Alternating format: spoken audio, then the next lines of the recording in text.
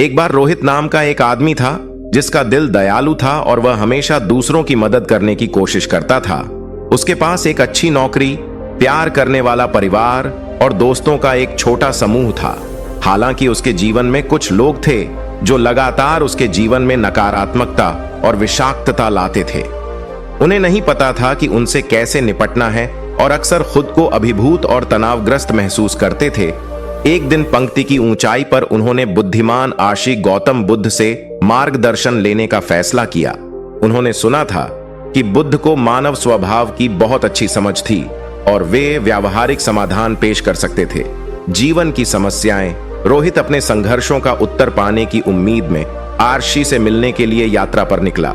जब रोहित वहां पहुंचा तो उसने बुद्ध को एक पेड़ के नीचे अपने शिष्यों से घिरे हुए बैठे देखा। रोहित उसके पास आया और पूछा, हे बुद्धिमान, मैं अपने जीवन में जहरीले लोगों से संघर्ष कर रहा हूं, मैं उनसे कैसे निपटूं? बुद्ध ने मुस्कुराते हुए कहा, मेरे बेटे, जहरीले लोग बगीचे में कांटों की तरह होते हैं। यदि तुम कांटों पर बहुत अधिक ध्यान केंद्रित करोगे तो उसी तरह यदि तुम कांटों पर बहुत अधिक ध्यान केंद्रित करोगे तो तुम फूलों की सुंदरता से वंचित रह जाओगे। जहरीले लोगों से आप जीवन का आनंद लेने से चूक जाएंगे। आपको यह सीखने की जरूरत है कि उनकी नकारात्मकता से खुद को कैसे बचाया जाए। रोहित बुद्ध की प्रतिक्रिया से आश्चर्यचकित रह गया। उसने उम्मीद की थी कि उसे उन चीजों की एक सूची दी जाएगी जो वह अपने विषाक्त लोगों को बदलने के लिए कर सकता है। इसके बजाय जीवन बुद्ध उसे खुद को बदलने के लिए कह रहे थे। उन्होंने पूछा, लेकिन मैं ऐसा कैसे करूं? बुद्धिमान बुद्ध ने उत्तर दिया, तुम्हें पहले यह समझना होगा कि विषाक्त लोग अक्सर खुद को चोट पहुंचा रहे हैं। वे दुखी हैं और वे दूसरों को अपने साथ नीचे लाने की कोशिश करते हैं। जब आपको इसका एहसास होता है तो आप ऐसा कर सकते हैं, उनके लिए दया महसूस करना शुरू करें। जब आप दया महसूस करते हैं तो आप खुद को उनकी नकारात्मकता से अलग कर सकते हैं। रोहित ने बुद्ध के शब्दों को ध्यान से सुना और उनके बारे में गहराई से सोचा।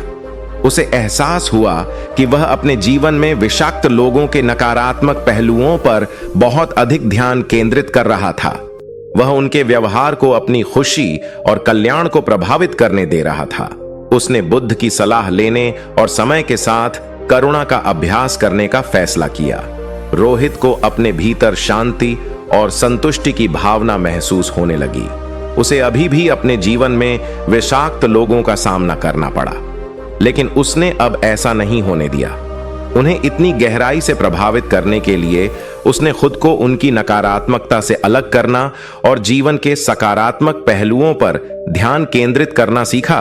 उसने पाया कि वह बहुत खुश और अधिक संतुष्ट था, जिसके परिणाम स्वरूप अंत में रोहित को एहसास हुआ कि उसकी समस्या का समाधान बदलने में नहीं था। उसके जीवन में जहरीले लोग थे, लेकिन खुद को बदलने के लिए वह गौतम बुद्ध का आभारी था, जिन्होंने उन्हें आंतरिक शांति पाने में मदद करने के लिए मार्गदर्शन दिया। उन्होंने करुणा और वैराग्य का अभ्यास करना जारी रखा और उन्होंने अपना शेष जीवन खुशी और संतुष्टि के साथ जिया। जैसे जैसे रोहित ने करुणा और वैराग्य का अभ्यास जारी रखा, उन्होंने पाया कि उनके जीवन में विषाक्त लोगों के साथ उनके रिश्ते बदलने लगे हैं। उनकी नकारात्मकता पर प्रतिक्रिया करने के बजाय उन्होंने दयालुता और समझ के साथ प्रतिक्रिया की और उन्हें अपने स्वयं के संघर्षों के साथ इंसान के रूप में देखा। और उन्होंने कोशिश की, जब भी संभव हो, उनकी मदद करने के लिए। एक दिन रोहित के बॉस ने, जो उसके जीवन के सबसे खतरनाक लोगों में से एक था, उसे अपने कार्यालय में बुलाया। रोहित ने कमरे में प्रवेश करते ही अपने दिल की धड़कनों को तेज महसूस किया। उसे हमेशा अपने बॉस से डर लगता था, जो अपने तीखी जबान और तेज स्वभाव के लिए जाना जाता था। रोहित को यह देखकर आश्चर्य हुआ कि उसके बॉस ने उसका गर्मजोशी से स्वागत किया और उसकी कड़ी मेहनत के लिए उसे धन्यवाद दिया। यहां तक कि उसने अपने पिछले व्यवहार के लिए माफी भी मांगी और कहा कि वह अपने निजी जीवन में एक कठिन समय से गुजर रहा था और उसने इसका खामियाजा अपने कर्मचारियों पर निकाला था। अपने बॉस में जो परिवर्तन देखा, उससे वह आश्चर्यचकित रह गया। वह आभारी महसूस कर रहा था कि वह करुणा और वैराग्य का अभ्यास करने में सक्षम था और समय के साथ इसका इतना सकारात्मक परिणाम निकला कि रोहित एक दयालु और समझदार व्यक्ति के रूप में जाना जाने लगा। उनके सहकर्मी और मित्र उनका सम्मान करते थे और उनकी प्रशंसा करते थे। जो अपने जीवन में कठिन लोगों से निपटने के तरीके के बारे में उनकी सलाह लेते थे। रोहित को एहसास हुआ कि वह खुद को बदलकर दुनिया पर सकारात्मक प्रभाव डालने में सक्षम था, क्योंकि रो अंत के करीब पहुंच गया था। अपने जीवन में उन्होंने गौतम बुद्ध से सीखे गए पाठों पर विचार किया।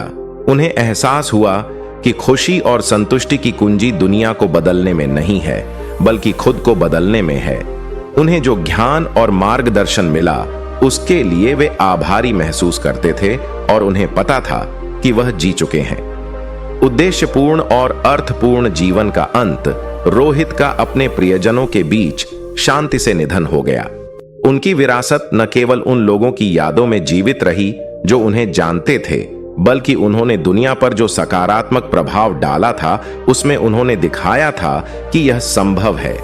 विषाक्त लोगों और कठिन परिस्थितियों के बावजूद भी आंतरिक शांति और खुशी पाने के लिए उन्होंने करुणा का जीवन जिया था और उन्होंने दुनिया को एक बेहतर जगह बना दिया था। क्योंकि आंतरिक शांति पाने के लिए दुनिया को नहीं, बल्कि खुद को बदलने पर ध्यान केंद्रित करें। करुणा ही कुंजी है।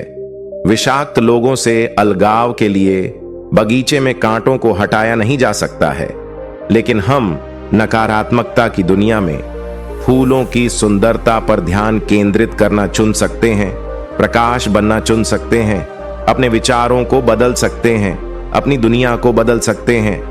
कठिन लोग अक्सर खुद को चोट पहुंचा रहे हैं, इसलिए प्रतिक्रिया दें। दयालुता और समझ से आप यह नियंत्रित नहीं कर सकते कि लोग आपके साथ कैसा व्यवहार करते हैं, लेकिन आप यह नियंत्रित कर सकते हैं कि आप कैसे प्रतिक्रिया देते हैं। करुणा कमजोरी नहीं है। क्षमा का अर्थ भूल जाना नहीं है।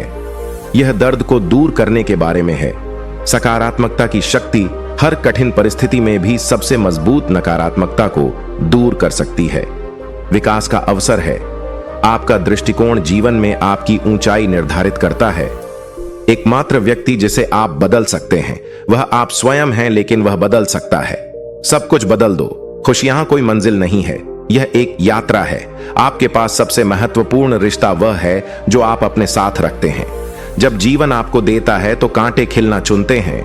वैसे भी दयालुता वह भाषा है जिसे बहरे सुन सकते हैं और अंधे देख सकते हैं। खुशी एक विकल्प है, इसे चुनें।